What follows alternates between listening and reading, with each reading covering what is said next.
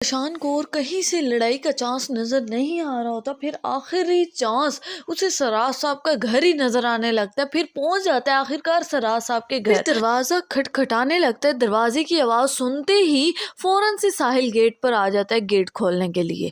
پھر کشان جیسے ہی ساحل کو دیکھتا ہے تو اور زیادہ پریشر میں آ جاتا ہے اور ساحل کا گریبان پکڑنے لگتا ہے اور کہنے لگتا ہے کہ ساحل مجھے تم پر شک ہے۔ ساحل پوچھنے لگتا ہے کہ میں نے کیا کر دیا کشان بھائی، آخر آپ کو مجھ پر کیوں شک ہو رہا ہے؟ کشان کہنے لگتا ہے کہ مجھے شک ہے ساحل کہ میرے خلاف میری بیگم کو میڈیا کے سامنے لا کر کھڑے کرنے میں سب سے بڑا ہاتھ تمہارا ہے۔ تو ساحل کہنے لگتا ہے کہ میں کیوں تمہارے خلاف کروں گا تمہاری بیوی کو، آخر وہ تمہاری بیوی ہے تو میری بھی تو بہن ہے، اس کا گھر اجڑ جائے گا، میں اس بارے میں خیال رکھتا ہوں۔ لیکن کشان تو ساحل کی ایک بات سننے ماننے کو تیار ہی نہیں ہوتا، بلکہ ساحل کا گریبان پکڑ لیتا ہے، ساحل کو دھکے دینے لگتا ہے، جھنجھوڑنے لگتا ہے۔ دوسری طرف ہادیہ جیسے ہی فیل کرتی ہے، دیکھتی ہے کہ فضیلہ بیگم اکیلی تنہا رہنے لگتی ہیں اور فضیلہ بیگم کا ہادیہ کے ساتھ تھوڑا سا بیہیو بھی چینج ہونے لگتا ہے، تو ہادیہ بھی بسی کے عالم میں کہہ دیتی ہے کہ آنٹی آپ کی بھلائی ایک کام کرنے میں ہے۔ تو فضیلہ بیگم پوچھنے لگتی ہے کہ کیا کام ہے وہ جس میں بھلائی ہوتی تمہیں نظر آ رہی ہے؟